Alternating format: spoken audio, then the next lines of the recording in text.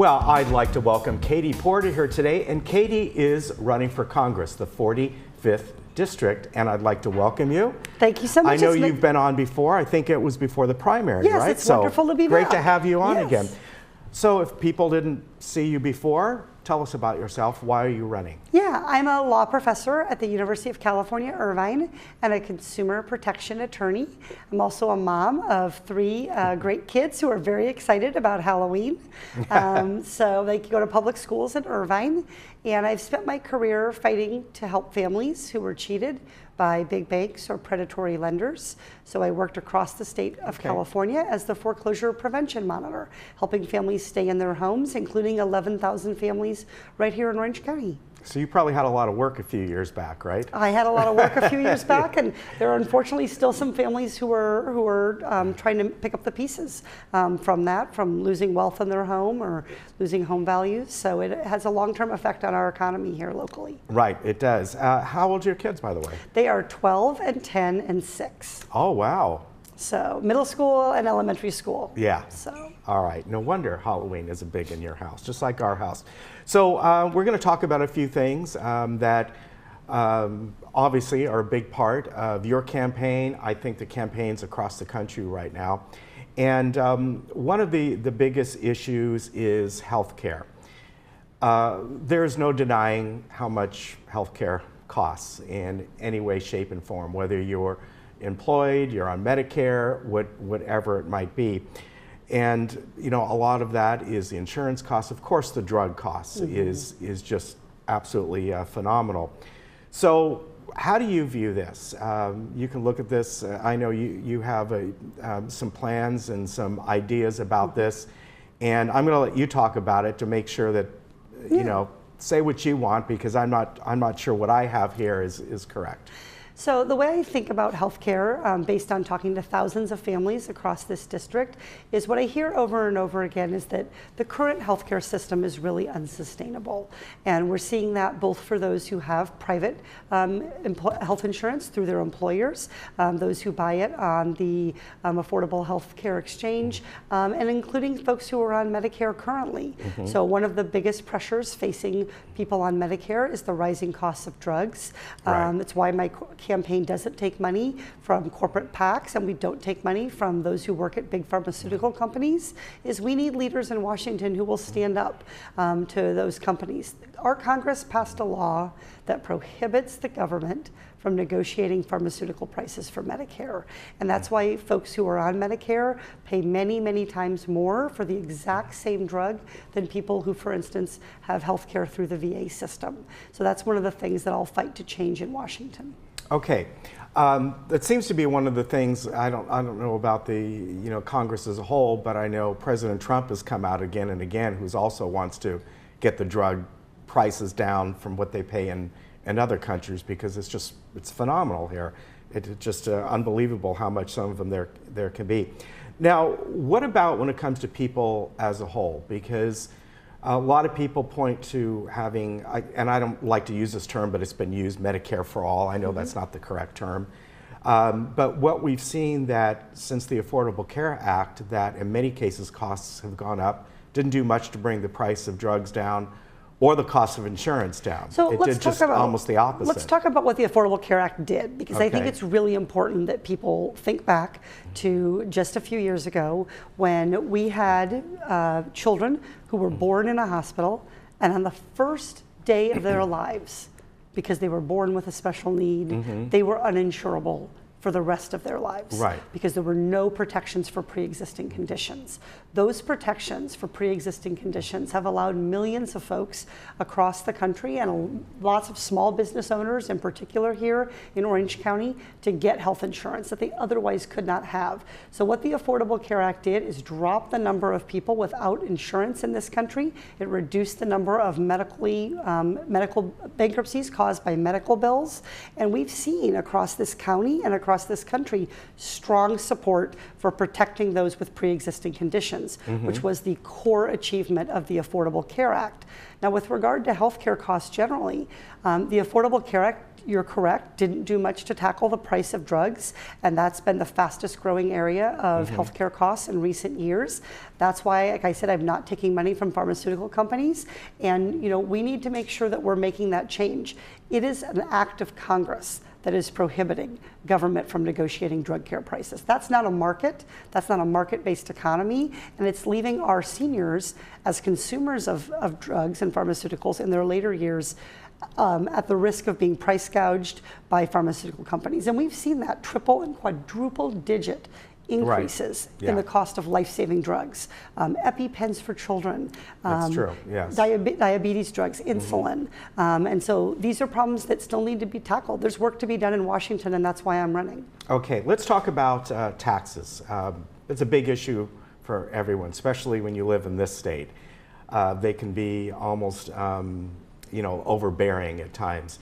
The tax cut that came about, there are a couple things that it seemed to have achieved, and that is, yes, there were a lot of corporate tax cuts that came about, but a couple things that came out during this, and I'm just picking these two because I follow these two companies.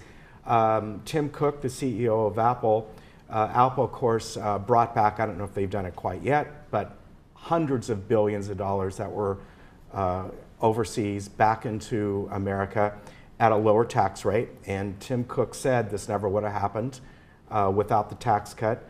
And also Bob Iger, the CEO of Disney and many other companies, gave bonuses out to employees and also said the same thing. Interesting, both of those people, both of those CEOs are Democrats, and yet they said the tax cut certainly had a benefit.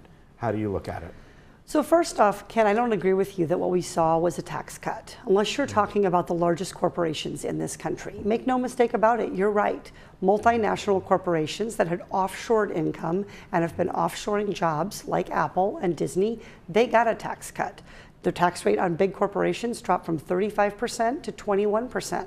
But for families here in Orange County, this Trump tax law is a tax increase. And I'll tell you why. Because what this system did, what Trump did, is reverse a historic and long-standing principle of taxation, which is that your state and local taxes, including your property tax, should be deducted from what your income is before we calculate your federal tax.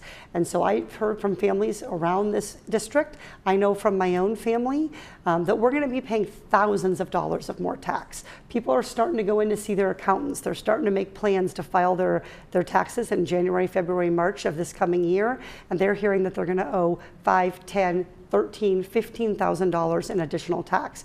Because what Mimi Walters supported, and no other Orange County Republican did this, only Mimi Walters, is she voted to punish California, which Trump was very clear was the goal of this tax plan, was to punish California for its political views. She voted to limit our state and local income taxes at $10,000.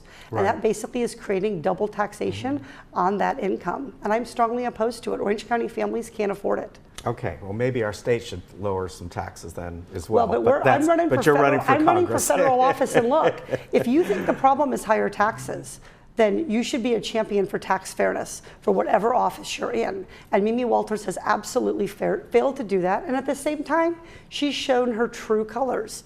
I'm the champion for fiscal common sense in this race. That Trump tax bill raised our deficit by $1.9 trillion.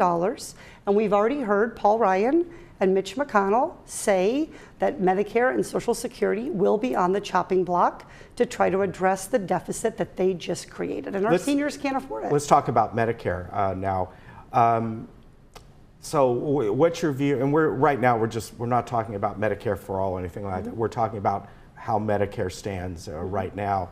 And is there something that you would look at and you would like to see a change with it, and just in general? Yep. So I already mentioned the single most important change we have to make is changing the law, reversing the law that prohibits the negotiation of drug prices for those who are on Medicare. But drug prices and the premiums that people are paying for Part B and Part D are going up.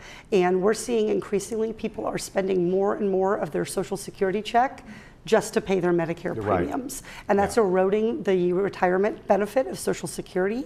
So I propose that we actually need to make a modest expansion in Social Security benefits. The average person who gets a Social Security check receives $1,335 a month. And that's equivalent to a worker working at minimum wage in this country. And on top of that, seniors are paying increased premiums for Medicare and increased out-of-pocket medical costs. So I think we need to not only protect Social Security, but we need to make some modest expansions in it to make sure that it continues to meet seniors' needs. Okay, yeah, they always went up by the cost of living, but you're like, I think the cost of living costs a lot more than what it went and up one by. proposal very concretely what people have made that I strongly support is to use something called the CPIE. Yes. It's a cost of living index specifically designed to reflect the costs that older Americans face, including high drug costs. And so if we switch to CPIE, people would see increases in their Social Security check each year to help them better keep pace with the cost of living they're really facing. Yeah, very true. We have about a minute left, and this is just more of a philosophical question about with the Supreme Court. Do you think, irregardless of who just got on, do you think there should be term limits on the Supreme Court? This is more just a philosophical one, however you may view it. And I ask that because you work at UCI Law, and I've talked to some of the folks over there. Look, the Constitution governs our court system, and one of the things we know is that we need to respect and honor our Constitution. And so the Constitution provides for lifetime political appointments, and I'm going to fight to protect our constitutional rights. I'm really bothered by what Donald Trump said today, that he thinks he can just override the Constitution with regard to some of our nation's longstanding policies. And so with regard to term limits, that's a constitutional issue. Our Constitution creates lifetime judicial appointments, and it's part of that system of checks and balances that we rely on in our government. And I think a lot of the support coming for our campaign is coming from folks who think we need more common sense and more checks and balances from our Congress and less rubber stamping the president's agenda, even when it tramples our Constitution. We have to stand up for our country. All right, thank you for coming on today. I really appreciate it, and good luck to you. Thank you so much. I appreciate it. Very easy to find her website, katieporter.com. And remember, November 6th, if you haven't put in your mail-in ballot yet, that's the date. We'll be right back.